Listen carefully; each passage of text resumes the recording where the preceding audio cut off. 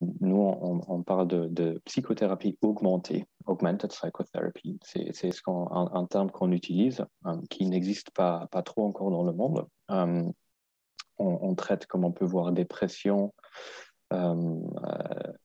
l'anxiété et des troubles obsessionnels. Je pense qu'on dit compulsifs, peut-être. Oui.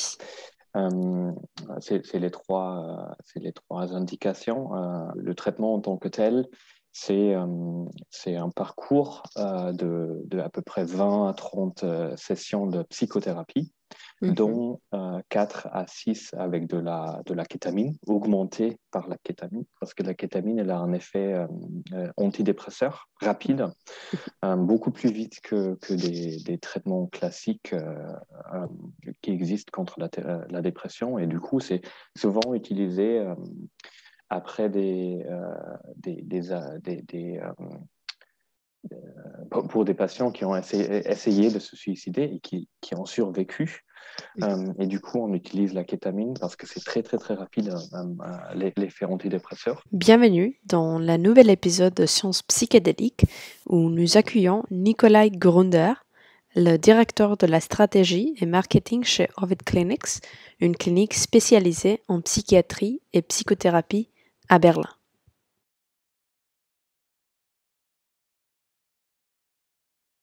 Mais d'abord, ce podcast parle des substances qui sont classées dans la liste des stupéfiants et sont illicites. Ce podcast n'est pas une incitation à l'usage des stupéfiants, ni la présentation des stupéfiants sous un genre favorable. La mission de ce podcast est d'informer à travers une approche basée sur la science, la compassion, la santé publique et les droits humains. Si vous avez des questions sur les risques liés aux stupéfiants ou si vous êtes en crise, veuillez vous référer au site internet drogue-info-service.fr. Bonjour Nikolai. Bonjour Sarah. Merci beaucoup. Tu nous appelles aujourd'hui de Berlin, De d'Allemagne. Francfort, mais Ah, de Francfort, on est d'accord. basé à Cool. Berlin. Je suis à Ok, Francfort en ce moment, mais cool. on Trop est basé à bien. Berlin. Et tu travailles pour Ovid Clinic, qui est une clinique pour la psychothérapie assistée par la kétamine. La première en Allemagne, d'après ce que j'ai compris. Peut-être pas. C'est correct. Et oui, cool. Et tu vas nous dire un peu plus sur ta rôle et sur la clinique, s'il te plaît. Exactement. Mon rôle, je suis directeur de la croissance et du développement. C'est mon titre. Je vais expliquer un peu plus ce que ça Ouais. veut dire. Effectivement, je travaille chez Ovid. Ovid a deux piliers. C'est une clinique dont je pense qu'on va principalement parler aujourd'hui. C'est une clinique et voilà, on la voit. Je vois c'est même traduit, hein, j'imagine par Google, c'est parfait. Oui, c'est ça. Donc voilà, on voit une photo de la clinique et on peut aussi voir plus de photos sur le site encore si on veut. Et en gros, cette clinique, elle offre nous, on parle de psychothérapie augmentée, augmented psychotherapy. C'est un terme qu'on utilise, qui n'existe pas trop encore dans le monde. On traite, comme on peut voir, dépression, l'anxiété, et je cherche le mot français, euh, des troubles obsessionnels, je pense qu'on dit compulsifs peut-être. Oui. Euh, c'est les trois indications qu'on traite en ce moment. Euh, et le traitement en tant que tel, c'est un parcours de à peu près 20 à 30 sessions de psychothérapie, Mhm. dont 4 à 6 avec de la kétamine, augmentée par la kétamine, Mhm. où en gros, voilà, on peut voir, je pense si on descend un peu, on peut voir une photo. d'une telle session, voilà. Où en gros on voit quelqu'un ici sur la photo, c'était pas un vrai patient, sur la photo c'est quelqu'un d'autre qui reçoit de la kétamine, et on voit un de nos psychothérapeutes sur la photo qui est avec le patient pendant une de ces sessions qui sont augmentées avec la kétamine.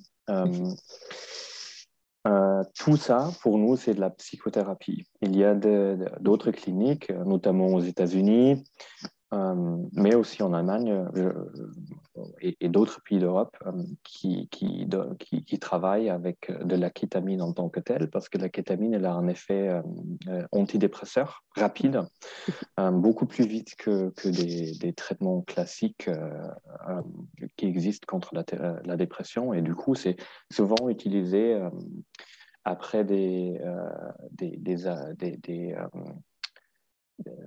pour des patients qui ont essayé de se suicider et qui ont survécu. Et du coup, on utilise la kétamine parce que c'est très, très, très rapide, l'effet antidépresseur. Mais il tient pas très, très longtemps. Hein. C'est peut-être une semaine, 5 jours, 10 jours.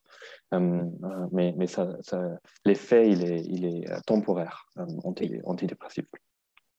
Et du coup, ce que nous, c'est un avantage, cet effet pour nous, parce que nous, on parle ça ouvre une fenêtre thérapeutique dans laquelle on peut travailler, où un patient ressent ses sentiments, revoit ses émotions. Et du coup, ça donne une opportunité pour le psychothérapeute de faire de la psychothérapie et de travailler avec le patient. Mais en soi, ce que nous, on veut, ça c'est un effet, on va dire, presque secondaire, qui est très positif, qui nous aide, mais qui est l'effet principal, c'est l'état de conscience altérée avec lequel on travaille. C'est pour ça que le patient il reçoit la kétamine à base assez modérée ou modérate pendant 1 heure pour atteindre cet état d'esprit qui est comparable à un état d'esprit qu'on peut avoir avec d'autres substances, LSD ou psilocybine. Voilà. Et la kétamine est une substance en ce moment avec laquelle on peut travailler légalement en Allemagne. Ça s'appelle off-label use. Donc, on va médecin... venir à ça. J'ai voulu juste poser une question parce que j'ai regardé un peu, ça c'est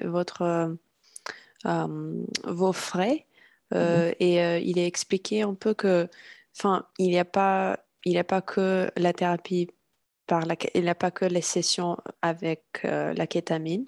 C'est aussi, d'abord, il y a une introduction aux méthodes.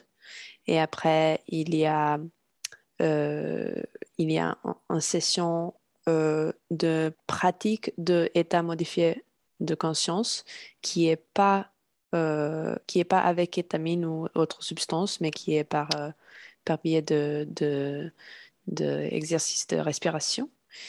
Et après, il y a travail avec le thérapeute qui sera le soutien de patient. Et après, il y a une session de kétamine. Et le lendemain, enfin, le lendemain, il y a la session avec le psychothérapeute.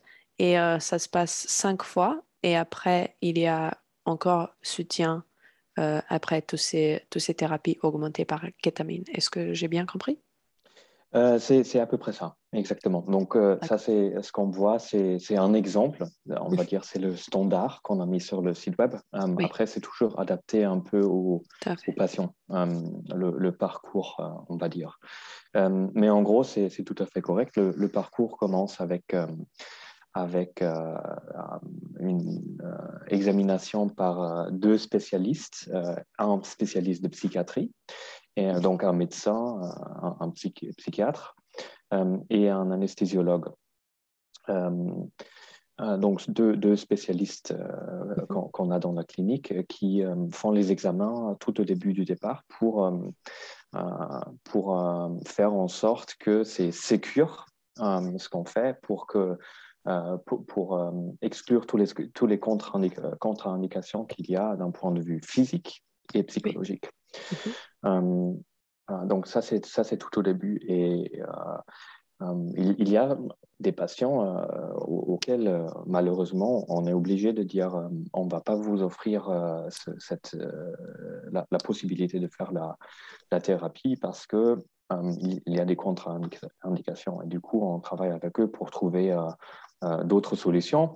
Mais malheureusement, kétamine, c'est pas pour tout le monde. Par exemple,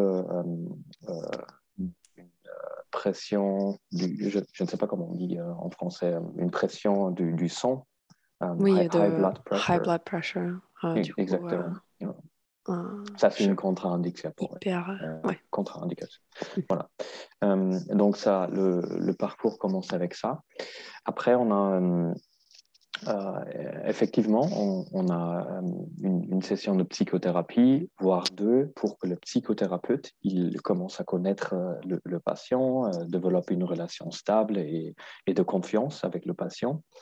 Et après, il y a une session, ou une ou deux sessions aussi d'éducation, de psycho-education, psychoéducation, où en gros, on explique qu'est-ce que c'est des états d'esprit altéré ou d'état de conscience altéré. C'est quoi la kétamine, comment ça fonctionne, comment mes sentiments, mes émotions, mes sensations vont changer pendant les sessions avec de la kétamine. Donc c'est vraiment éducatif. Et après, on a aussi une session où on commence déjà à travailler avec ces états d'esprit. Tu as mentionné le travail avec la respiration. En ce moment, on travaille principalement avec une lampe, avec la lumière stroboscope. C'est donc une lampe qui évoque un peu, surtout ça a un effet visuel. On a les yeux fermés devant la lampe et ce qu'on voit visuellement est très, très, très impressionnant, ce que cette lampe peut évoquer. Je pense si on va sur ressources, je pense qu'il y a une petite vidéo, si on clique sur ressources, exactement, le blog. Et après, le premier, on vient de publier cet article. Le premier, exactement, c'est la lumière stroboscopique. Et on descend un peu. Il y a une petite vidéo. Peut-être on peut la montrer. Ça, c'est une photo, voilà. Et là, on voit la lumière. En gros, c'est comme ça. Donc, ça flash. C'est très, très vite. Et en gros, Et les yeux sont fermés tout au long les yeux de. sont fermés, exactement, tout le temps. C'est très impressionnant, l'effet visuel, ce que ça va. On voit des fleurs, des couleurs. C'est très, très impressionnant. Tu l'as testé? Je l'ai testé, ouais. Il y a même des applications pour le portable qu'on peut télécharger qui essayent d'imiter ça avec la lumière du portable. Waouh. Ça marche pas aussi bien avec le portable, mais pour tester, ça fonctionne.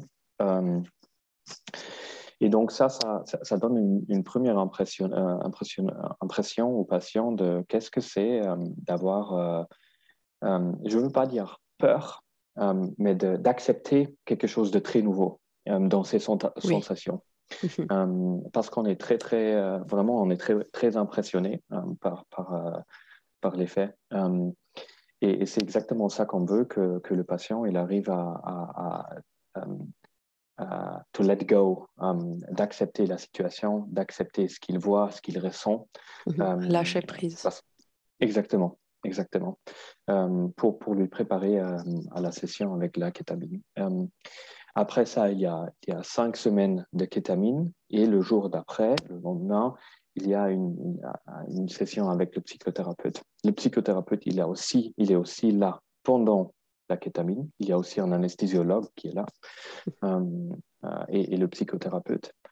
Parfois, de ce que j'ai compris, je ne vois jamais des patients, j'ai un rôle commercial dans la clinique, mais de ce que j'ai entendu et compris, il y a des patients qui sont très calmes, très avec eux pendant la session. Le psychothérapeute, il est là. Peut-être il tient la main, peut-être pas. Il y a des patients qui sont beaucoup plus expressifs.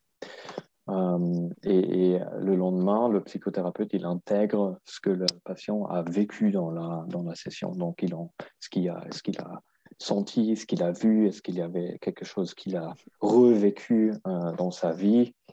Voilà. Et après, il y a quelques follow-up après les 5 semaines. Et voilà, ça c'est le parcours. Et après, le patient, il part. Mhm. Et c'est les follow-up et l'intégration qui fait que l'effet antidépresseur de kétamine est plus long et plus stable et plus important que Très, très bonne question. seulement avec kétamine. Et en gros, c'est notre but, exactement. Ce qu'on veut, c'est que le patient, il peut avoir accès à des émotions ou des souvenirs Mhm. euh, euh, pendant ces sessions pour travailler derrière avec. L'effet antidépresseur ou antidépressif, c'est un effet pharmacologique. Hein. On ne va pas changer les effets pharmacologiques de kétamine avec la psychothérapie derrière. Ce qu'on veut, c'est que le patient peut mieux accéder euh, euh, euh, sa conscience finalement, ses expériences, ses vies, ses émotions, sa vie, ses émotions, ses souvenirs, pour en travailler avec le psychothérapeute. Et c'est comme ça qu'on veut intégrer et faire en sorte que ça a un effet plus long terme, exactement. Mhm. Et c'est quel type des indications dans les patients que vous recevez euh, en termes de c'est quoi comme des maladies Mhm. qui sont acceptées pour cette thérapie? Ouais, donc chez nous, on travaille principalement avec des patients qui souffrent d'une dépression. Mhm. En gros, on a trois indications majeures, dépression, des troubles anxieux et des troubles obsessionnels compulsifs. Mhm. Et parfois aussi les patients qui souffrent des états on dit stress post-traumatique. Ouais, Euh, TSPT, ouais. Ou, exactement. ouais, oui, tu as dit ça au début, mais ce que je veux comprendre, c'est est-ce qu'il y a un besoin de diagnose pour venir chez vous? Est-ce que c'est vos médecins et vos psychiatres qui font de la diagnose? Et est-ce que la diagnose est nécessaire du coup? Est-ce que quelqu'un peut juste venir chez vous et dire, écoutez, je souffre de la dépression, je pense que c'est ça. Est-ce que je pouvais accéder vos services? Très bonne question. Euh, il fallait que je reconfirme avec nos Oui. psychiatres. Donc, petit disclaimer. Voilà, j'ai pas la réponse définitive. Ce que je peux dire, c'est la plupart de nos patients euh, ont déjà leur diagnose. On a rarement des patients qui viennent ont vraiment besoin de leur diagnose parce qu'ils ne sont pas conscients de leur maladie. Euh, la plupart des patients qui viennent chez nous, c'est des patients qui souffrent de leur maladie depuis longtemps et qui cherchent vraiment un nouveau traitement et des nouvelles options de traitement. Je me souviens, on a eu un patient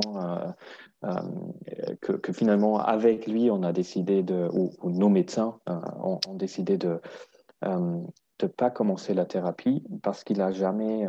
C'était un patient qui souffrait d'une dépression que nous, du coup, on a diagnostiqué parce qu'il n'était pas diagnostiqué avant.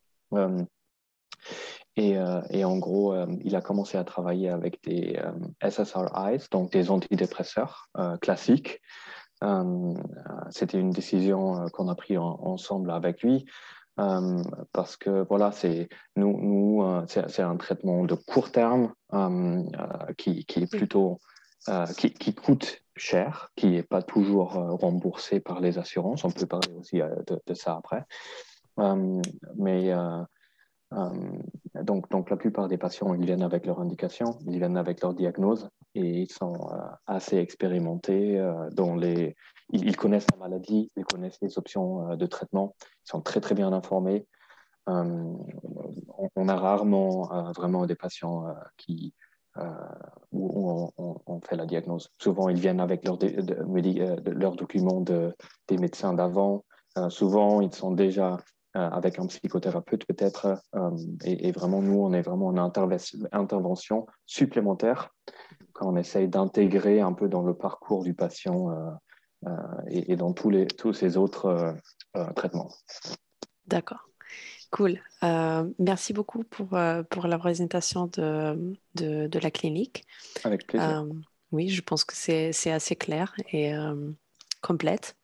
Et maintenant, je voudrais nous diriger vers les aspects un peu plus légal ou commercial aussi, Mhm, ou peut-être on peut dire pharmaceutique. Et mhm, du coup, tu as dit dans un moment donné que kétamine est légale. mhm. Qu'est-ce que ça veut dire? Et qu'est-ce que ça veut dire aussi off-label ou hors, en France on dit hors AMM, du coup hors l'autorisation de mise sur le marché. Ok. Donc, d'un point de vue légal, en Allemagne, off-label, ça veut dire qu'un médecin peut travailler avec un médicament euh, dans d'autres indications. Kétamine, c'est pas approuvé par les autorités en tant que traitement euh, psychiatrique. Pas du Oui. tout. Hein. Si on regarde l'étiquette de kétamine, c'est un Mhm. anesthétique qui est utilisé beaucoup par les anesthésiologues ou dans l'anesthésie. Souvent, c'est utilisé aussi dans tout ce qui est la médecine d'urgence. Hein. C'est utilisé par les pompiers. Euh, euh, donc, c'est pas approuvé pour des maladies psychiatriques, mais un médecin a l'autorité, on va dire, il a le droit d'utiliser une substance, une drogue, un médicament qui est approuvé en tant que médicament. Il a le droit de l'utiliser pour d'autres indications. Et en gros, c'est ce que nous, on fait. On a des médecins. C'est pour ça que c'est qu'un médecin qui a le droit d'utiliser le médicament. C'est pas forcément un anesthésiologue. Chez nous, c'est des anesthésiologues parce qu'on veut vraiment être sûr qu'on a quelqu'un qui maîtrise le médicament. Il Mhm. y a d'autres centres en Allemagne des hôpitaux psychiatriques où en gros c'est un psychiatre qui utilise la kétamine. Chez nous, c'est un anesthésiologue qui utilise la kétamine. On a un psychiatre à côté ou un psychologue à côté. C'est vraiment les deux. Mais ça c'est vraiment une mesure de sécurité supplémentaire que nous, on voulait avoir pour donner confiance aux patients, mais Oui. aussi donner confiance à euh, presque à la société en Ouais. général dans notre essai d'intégrer ce type de thérapie euh, dans la société. Et aux Euh, autorités aussi, bien sûr. exactement, Oui. exactement. Et Donc ça, c'est c'est quoi? off-label. Mhm. Qu'est-ce que c'est les différents, les autres mesures de sécurité que vous avez au sein de la clinique? J'imagine que vous avez des équipements dans les cas enfin, d'urgence ou si quelque chose se passe et tout. Euh, alors, je ne connais pas tous les détails que les médecins ont implémentés, donc je peux que parler de ce que je sais dans mon rôle commercial. Euh, donc déjà, on a 2 anesthésiologues, ce qui est rare en Allemagne pour ce type de traitement. Et les anesthésiologues, ils travaillent avec la kétamine pendant longtemps. Tous les deux ont travaillé dans la médecine d'urgence, donc en tant que emergency doctor. Donc, ils sont très expérimentés avec la substance en tant que telle, mais aussi avec toutes les mesures qu'il faut prendre dans un cas d'urgence. Ce n'est pas que la substance, mais c'est aussi une réanimation, par exemple, ou utiliser tout le matériel qui est utilisé dans des cas d'urgence. Donc déjà, ça, je pense, c'est the highest standard, le standard le plus élevé qu'on peut mettre. On regarde tout ce qui est analyse de sang, on fait des échographies, je pense, on dit. Donc, il y a on est très prudent avec tout ce qui est contre-indication d'un point de vue physiologique. Il y a le psychiatre, j'ai déjà dit au début, qui fait en sorte qu'il n'y a pas de contre-indication psychiatrique aussi. Il y a l'anestésiologue qui est tout le temps là, ou dans la pièce à côté, mais il y a toujours un anesthésiologue dans la clinique pendant qu'un patient reçoit de la kétamine. Il y a le psychothérapeute à côté, tout le temps, donc le patient n'est jamais seul. Donc je pense déjà ça, c'est des précautions assez importantes d'un point de vue médical. Et après, ce qui est très important dans les thérapies psychédéliques, on le sait, c'est set and setting. Donc, comment le patient il est préparé, est-ce qu'il sait ce qui va arriver, est-ce qu'il a le bon état d'esprit quand il rentre dans une session psychédélique. C'est pour ça que le psychothérapeute il est là, c'est pour ça qu'on prépare le patient vraiment à ce qui va venir, et c'est pour ça qu'on décide aussi avant la session, est-ce qu'aujourd'hui on va faire la session ou pas.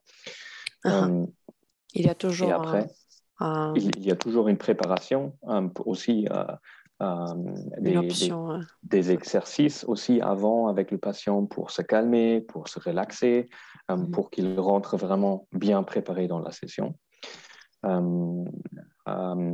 Et après, tout ce qui est setting, la clinique, elle est belle, on va dire. Elle est très agréable. On a investi beaucoup de temps dans le design de la clinique pour que ça devienne un espace sécure, où on se sent en sécurité, pour que vraiment on peut lâcher ou laisser to let go. Tu avais la bonne traduction, je pense.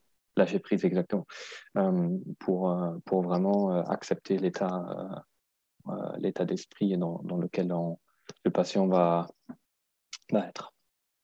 D'accord. Et merci beaucoup. Et quand il s'agit, revenons sur hors AMM, pour kétamine, quels sont les risques pour les médecins de prescrire kétamine pour une indication autre que celle qui est dans l'autorisation, du coup, qui est off-label? C'est une bonne question. Je ne suis pas sûr. J'imagine qu'il y a un risque élevé s'il y a des effets secondaires ou des problématiques. On a des médecins qui sont très expérimentés avec la substance. S'ils donnent ça à un patient où ils sont sûrs qu'ils peuvent le donner, ils l'ont utilisé depuis longtemps dans d'autres circonstances. Donc, le risque pour nous, il est faible, on dit, avec cette substance. Mais je pourrais imaginer qu'il y a des conséquences légales, surtout si on ne fait pas en sorte qu'on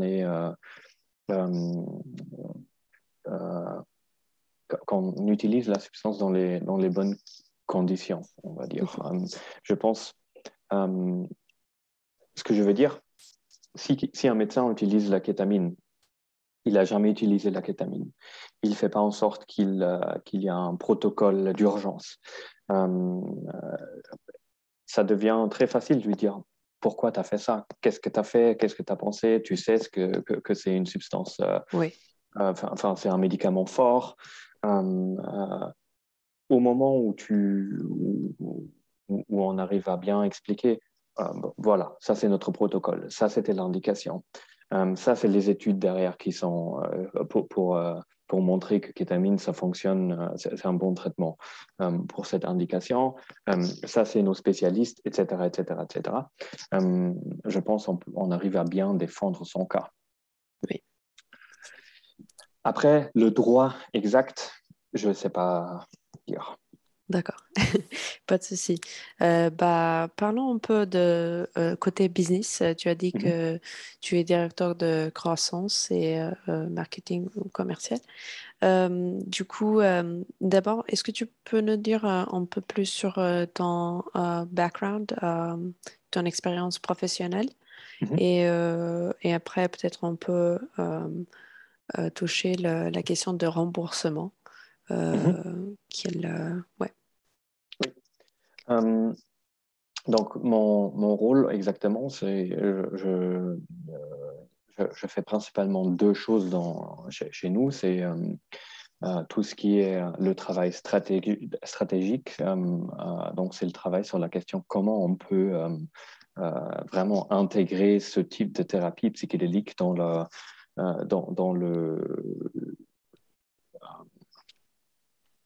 dans l'infrastructure actuelle, infrastructure médicale actuelle. Et, et donc ça, c'est une partie, c'est le travail avec les avocats, c'est le travail juste de planification, de financement, parce qu'on a le but d'ouvrir plus de ce type de centres en Allemagne et en Europe. Mhm. Euh, et le deuxième côté de mon travail, c'est En vraiment France, peut-être? peut-être aussi en France. Pour l'année prochaine, on regarde principalement l'Allemagne, l'Autriche et la Suisse parce que c'est d'un point de vue long. Oui. C'est beaucoup plus facile pour nous. Et après, on regarde d'autres Mais pays, tu parles très pays bien en Allemagne. français. Merci beaucoup. Euh, D'ailleurs, c'est comment tu as vécu un peu en France, n'est-ce pas? Exactement. Donc ça c'est mon parcours. J'ai fait une école de commerce à Paris. C'est comme ça que j'ai eu des cours en français. C'était dur au début. Euh, Ah bon? C'était ouais. Je connais. Je me souviens de mon cours d'économie financière en français. C'était mon premier cours, un lundi soir en hiver. Donc il faisait nuit dehors et Oh là je là. comprenais absolument rien. C'était dur. Donc voilà, donc c'est comme ça que j'ai appris le français, ou je l'ai appris au lycée avant, et là j'ai vraiment eu des cours en français. Et après, j'ai travaillé dans un cabinet de conseil et où j'ai principalement travaillé avec euh, le domaine de santé, avec les entreprises pharmaceutiques, Mhm. des hôpitaux, donc dans le domaine de la santé. Et après, j'ai travaillé 2 ans dans une entreprise pharmaceutique en Allemagne. Donc ça, c'est un peu, j'ai un peu le mélange entre l'industrie pharmaceutique slash santé et commerciale. Et du coup, tu Euh, es comme une des réfugiés de Big Pharma, comme ils les appellent Rick Doblin. ah, ouais, bonne question, bonne question. Euh,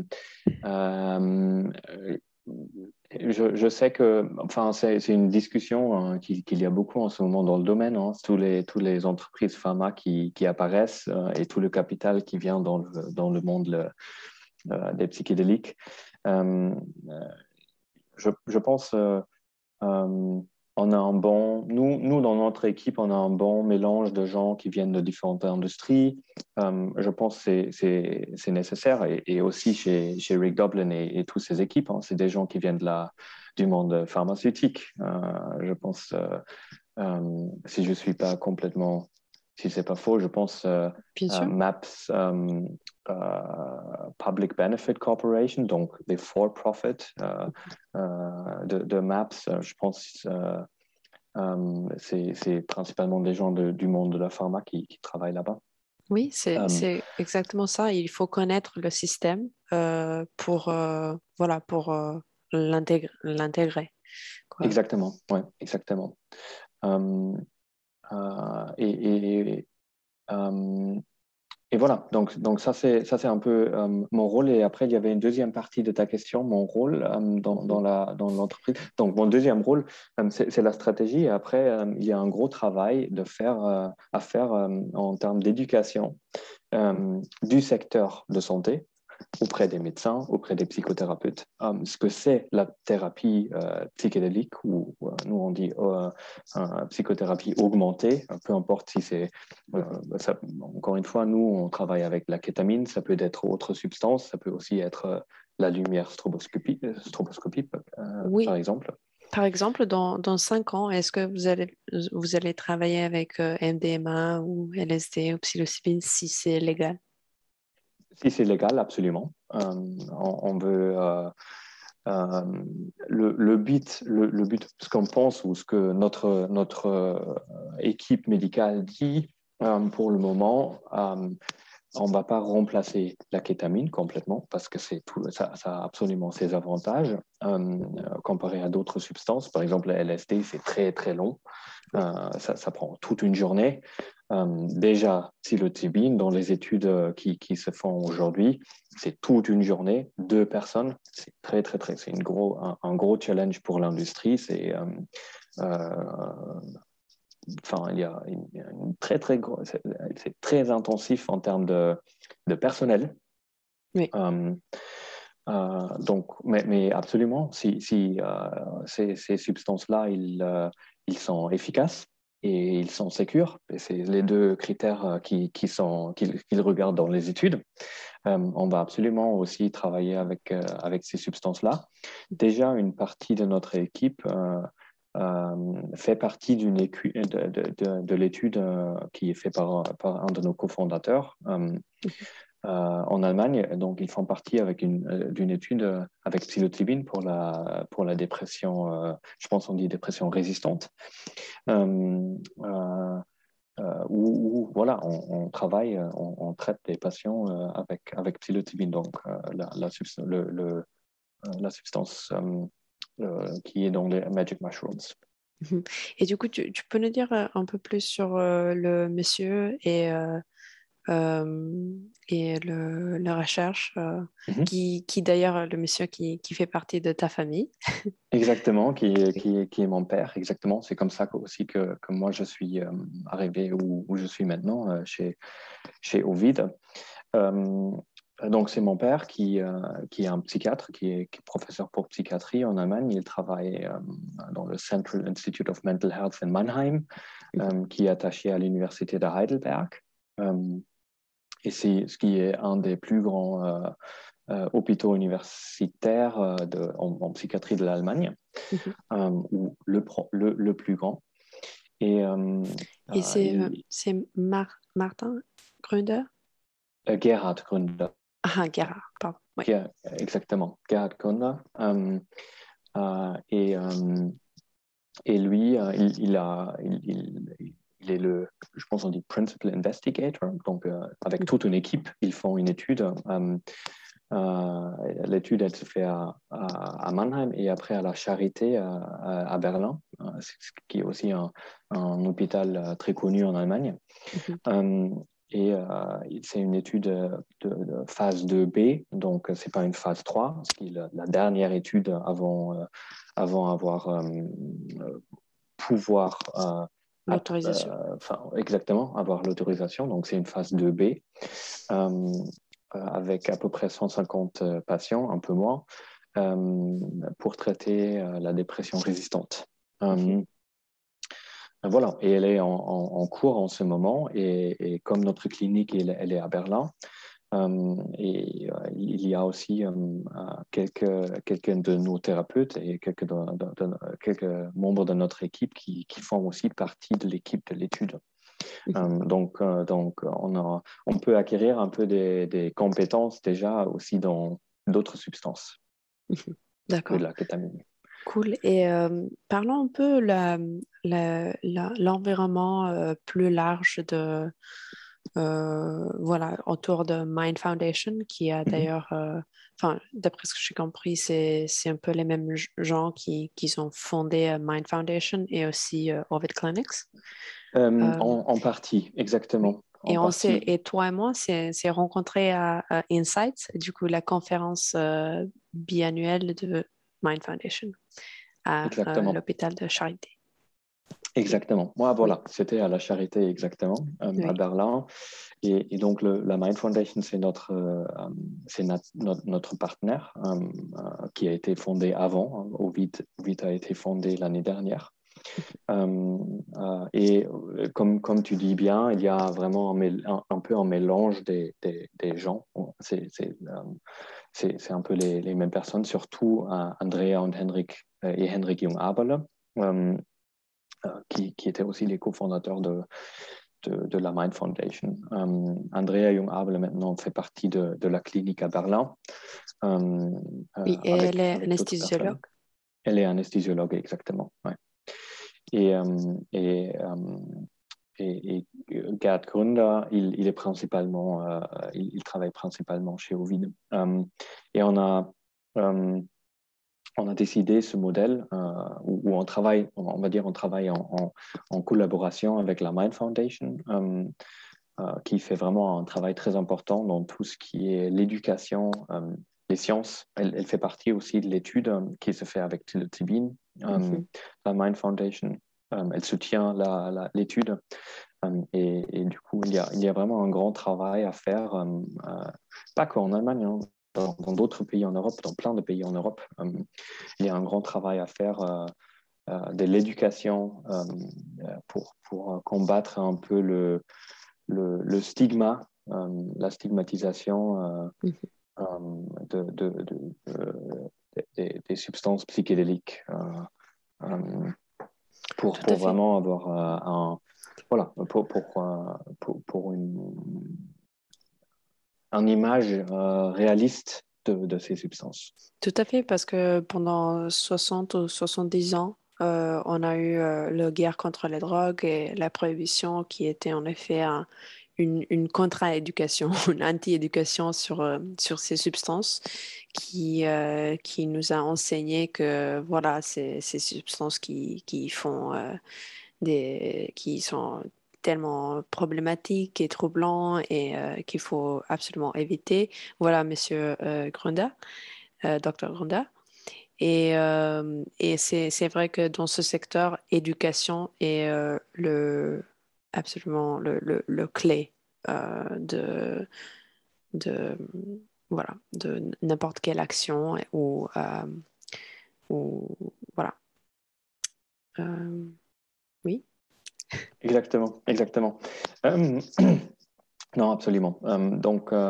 Je pense, des fondations comme déjà aussi, ou des associations, des organisations aussi comme la tienne, hein, font ce travail.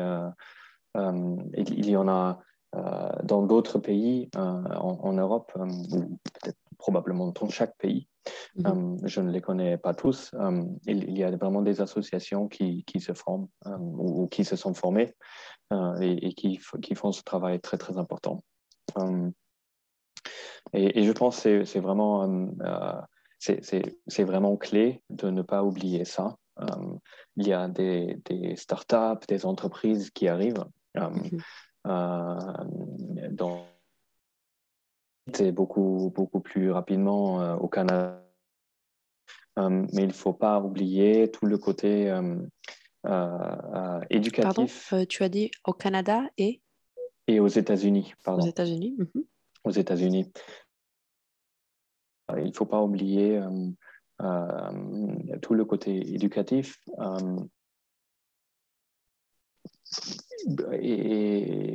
surtout dans les pays comme les nôtres.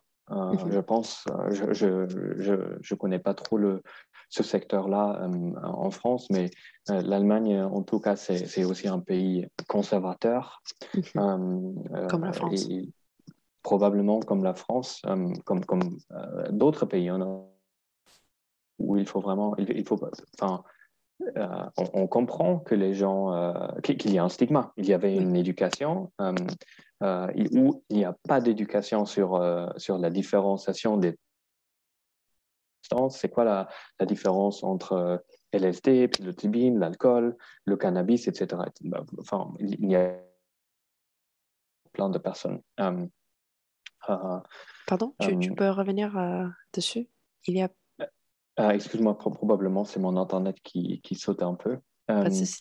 Qu'est-ce que tu as dit le Souvent, dernier? il n'y a pas que la maléducation, il n'y a juste pas d'éducation sur Oui, les tout à fait. substances. On n'en apprend pas au lycée. C'est principalement un peu tout. Ah, fais attention, c'est des substances dangereuses. Ouais, non, Euh, euh, je ne dis pas que c'est faux, hein, je ne dis pas que ce n'est pas des substances dangereuses. Je dis juste il n'y a pas d'éducation c'est ça. vraiment Oui. Et il sur y a ce genre de stigma et substances. tabou autour de sujets qui n'aident Exactement, pas aux gens qui exactement. non seulement ont accès aux substances, mais qui interagissent et s'engagent avec les substances et qui ne sont pas du tout informés ou bien informés ou équipés de les gérer. Et voilà, c'est comme ça qu'on a des effets indésirables. Euh, Exactement. Ouais. Parlons un peu de la France. Est-ce que votre modèle de clinique peut être exporté en France? Et si oui, quel est ton conseil pour les jeunes entrepreneurs français? Mhm. Euh, alors, en général, je dirais que notre modèle s'exporte dans plein de pays, tant qu'on peut travailler avec une substance psychédélique. Mhm. Je ne connais pas la situation en France pour kétamine. Oui, en Euh, France, kétamine est légal aussi et ça peut être aussi utilisé hors AMM, off-label. ok, Oui. voilà. Comme d'ailleurs de ce que j'ai compris pour le moment dans pas mal de pays d'Europe. Oui, Euh, et nous avons aussi, pardon de te couper, esketamine. Je ne sais pas si mhm, vous avez mhm, ça mhm, aussi. Est-ce que vous mhm, utilisez esketamine ou kétamine tout mhm, court? mhm. Donc, on n'utilise pas esketamine. Esketamine, c'est une substance par Janssen, l'entreprise pharmaceutique de Johnson Johnson. Mhm. Donc, c'est un spray, un spray nasal qui s'appelle Spravato, c'est la marque. C'est très différent du type. Nous, on utilise de la kétamine intraveineuse Mhm. pour vraiment évoquer cet état d'esprit ou cet état de conscience altéré. Spravato, déjà, en ce moment, c'est très cher. Ça coûte très très cher. Je ne connais pas les prix en France et je veux pas, je connais pas les derniers développements en Allemagne, mais il me semble que ça coûte très cher. Mhm. Et il n'y a pas de raison pour nous de travailler avec ce nose spray. Si on a les anesthésiologues qui peuvent travailler vraiment avec la kétamine comme ça, intraveineuse, pour évoquer le stade. Spravato, c'est de ce que j'ai compris, on va chez le médecin, on reçoit le nose spray, on attend 30 minutes, peut-être 1 heure, peut-être 2 heures, je ne suis pas au Mhm. courant. On attend chez le médecin, mais on n'est pas en traitement, c'est vraiment on attend juste pour des raisons de sécurité, Mhm. tout seul. Donc, c'est pas une thérapie, ce Mhm. que nous, on caractérisait comme thérapie psychédélique. Mhm. Oui. Et si tu pouvais comparer les deux en termes de prix, du coup Spravato et kétamine que vous utilisez, est-ce que c'est quoi la comparaison? Alors, question difficile. la kétamine que nous, on utilise, déjà, on ne fait pas payer le patient chez nous, il paye la substance en tant que telle. Nous, on ne gagne rien avec la substance. C'est comme avec tous les médicaments que nous, on utilise dans notre clinique. Si quelqu'un a la nausée, par exemple, on lui donne quelque chose contre la nausée, il paye le médicament, mais pas plus. Il n'y a pas de marge. Et la kétamine, je n'ai pas le prix, mais ça ne coûte pas cher. Disons peut-être 10 euros par session, peut-être 5 euros par session, mais c'est vraiment un générique. C'est vraiment pas très cher. Ce qui s'est passé avec Spravato, c'est qu'il y avait toute une recherche derrière. Il y a un brevet.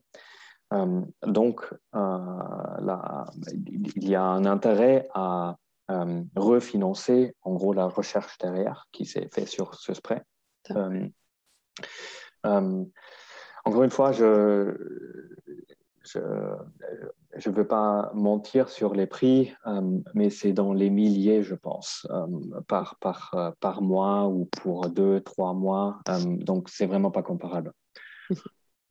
Je ne sais pas si c'est remboursé ou pas. Je pense que c'est une grosse discussion qui se passe. C'est pour ça qu'il faut un peu attendre jusqu'à ce que c'est vraiment les pays. C'est approuvé comme médicament, mais les pays, je pense qu'il y a plein de discussions.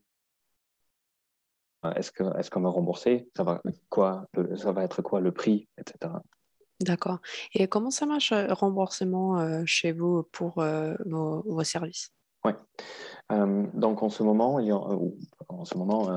tout le temps, en Allemagne, il y a 2 systèmes de sécurité sociale, je pense que ça s'appelle en D'accord. France, donc d'assurance de santé privée, publique. Les assurances privées, en général, sont un peu plus, on va dire, généreux. Chez nous, on a eu des patients où c'est tout le traitement, le parcours qui coûte entre 3 et 4 000 euros, plutôt vers 4 que vers 3 000, où l'assurance privée a payé tout le traitement. Donc, tout ce qui était kétamine, toutes les sessions. On n'a pas eu de patients d'une assurance publique où l'assurance a déjà payé tout le traitement. Dans tous les cas, c'est toujours une décision de l'assurance, cas par cas, est-ce que je rembourse ce traitement ou pas? Donc, avec chaque patient qui dit je ne peux pas le payer ou je veux essayer que mon assurance paye, on rentre dans un dialogue avec l'assurance et l'assurance décide derrière si elle paye le traitement ou pas. D'accord. Wow. Donc, c'est vraiment Du coup, Mhm. Du Pardon. coup, c'est possible pour les assurances de couvrir un parti, même si l'usage est hors ANM, du coup, off-label. Exactement. Ce qui est d'ailleurs, si j'ai bien compris, il y avait une nouvelle loi en France récemment que la psychothérapie elle est remboursée. Et d'ailleurs, je dirais encore plus qu'un modèle comme le nôtre s'exporterait ou se laisse implémenter en France parce que la plupart des coûts, c'est de la psychothérapie. Ah, On a oui, entre 20 et 30 heures de psychothérapie. Il y a un peu le médecin au début, le psychiatre, l'anesthésiologue. Il y a l'anesthésiologue qui donne la kétamine. Oui, tout ça, ça coûte. Mais la ouais. plupart du temps, c'est le psychothérapeute. C'est vraiment, nous, on a un grand paquet de psychothérapie augmentée. Oui. Donc, je dirais 3/4 des coûts, c'est de la psychothérapie. Ah, intéressant. Du coup, trois quarts des coûts sont psychothérapie À et peu près, l'autre je quart, dirais. c'est... Oui. Ouais. Et l'autre quart, c'est les frais liés L'anesthésiologue, au kétamine et sûreté exactement. autour de kétamine. D'accord. Très, très intéressant. Euh, Donc, je dirais, ça s'implémente aussi en France. Après, on a déjà parlé des challenges, je pense, si on voudrait ouvrir une telle clinique ou un centre de traitement en France, c'est souvent les patients connaissent pas ce type de thérapie. mhm. Donc, c'est vraiment les patients qui s'informent beaucoup sur leur maladie, sur les nouvelles options. Bien sûr, ça existe, mais ça limite beaucoup. il n'y a pas beaucoup de recommandations aussi d'un autre médecin ou d'un psychothérapeute qui dit à son patient, essaye peut-être ça ou essaye peut-être ça, Oui, parce qu'il ne connaît pas non plus. oui. Donc, il y a vraiment un gros travail à faire éducatif à travers les médecins, les psychothérapeutes, les psychologues et les patients pour leur dire ça pourrait être une nouvelle option de traitement pour ton patient, pour toi, pour ton indication. Et qu'est-ce que vous voulez faire dans cette direction, peut-être des éducations des médecins ou Mhm. présentations sur des congrès médicaux, pharmaceutiques? Ouais. Euh, donc en ce moment, on a l'avantage d'être une des premières cliniques ou la première clinique qui dit vraiment, nous, on fait de la psychothérapie augmentée ou la psychothérapie psychédélique, ce qui nous donne beaucoup d'intérêt par tous les médias. On est dans la télé allemande, on est dans les journaux, c'est très avantageux pour nous pour créer un peu d'intérêt et de awareness sur ce type de maladie. J'ai l'impression où on voit qu'il y a beaucoup d'intérêt et de plus en plus de recherches, de plus en plus de centres de recherche à Harvard.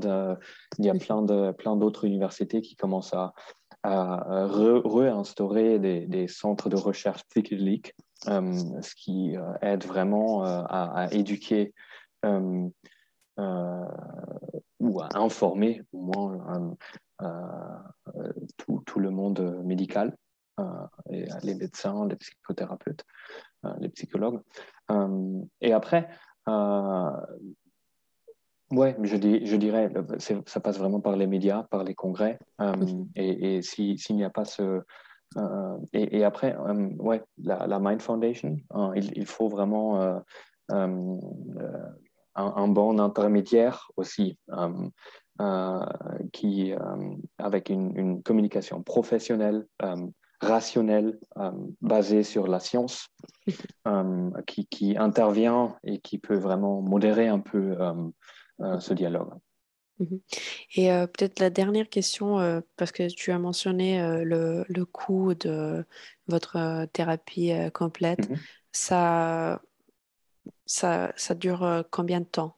mhm. Tu disais sur la dépression, par exemple. Euh, ça dure, ça dépend un peu du patient. Mhm, Si le patient, dans notre cas, il est de Berlin, par exemple, il n'a pas de voyage, on a des patients qui viennent de loin, mhm. qui viennent chaque semaine à Berlin, D'accord. d'une autre ville, qui prennent le train ou même l'avion, qui viennent peut-être aussi d'un autre pays même. Donc, eux, doivent revenir chaque semaine. Donc, ça demande un travail logistique de nous, mais aussi du patient et de planification. Si le patient il est de Berlin, ça dure 8, peut-être 10 semaines à peu près. Mhm, d'accord. Et le durée des effets antidépresseurs, Mhm. ça dure combien de temps? Mhm. 6 mois, un an, ou vous n'avez pas Euh, encore ouais, ces données? bonne question. Ouais, on a ouvert la clinique en février. Oui. Euh, donc, on ne s'est pas encore jugé vraiment sur notre parcours. Pour le Mhm, moment, on est très satisfait de ce que les patients nous disent. On n'a pas fait d'études scientifiques. Ce qu'on fait en ce moment, c'est des interviews qualitatifs avec nos patients mhm. euh, pour mieux comprendre, aussi peut-être pour adapter notre parcours clinique. Euh, euh, L'effet antidépresseur de la kétamine, ça existe, hein, les données, ça existe dans les études. Encore une fois, disclaimer, je ne suis pas un scientifique, mais de ce que j'ai compris, c'est 7 jours, 10 jours, quelque chose comme ça. Mhm. De notre thérapie, avec la psychothérapie, on n'a pas encore les données, parce qu'on a ouvert la clinique il y a à peu près 6 semaines, 8 mois, 6 mois à 8 mois à peu près. D'accord. Du coup, c'était février 2021. Exactement. Ah, waouh, vous avez fait un très bel travail. Merci beaucoup. Cool, parfait. Bon, dernier message pour la fin. Absolument. Alors déjà, je suis très content qu'on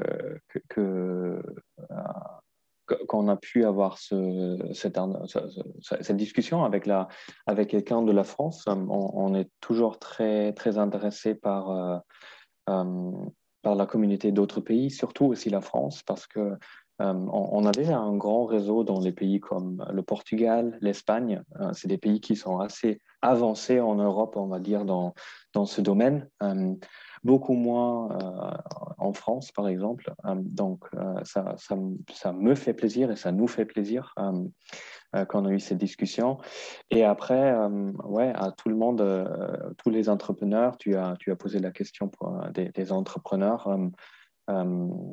Soyez courageux et soyez rationnels et scientifiques et travaillez avec le système, pas contre le système, vraiment avec ce qu'il y a, avec les structures qui existent, vraiment en coopération. C'est vraiment notre état d'esprit de le faire ensemble avec tout le monde et avec tout le monde qui existe, avec une bonne éducation. Et s'il y a des questions, nous, on cherche toujours des partenaires ou des collaborateurs. Tout le monde peut toujours revenir vers nous. Parfait. Merci beaucoup, Nicolas, et Dankeschön. Merci à toi. Et à Dankeschön. bientôt à Paris. À bientôt. Au Au revoir. revoir.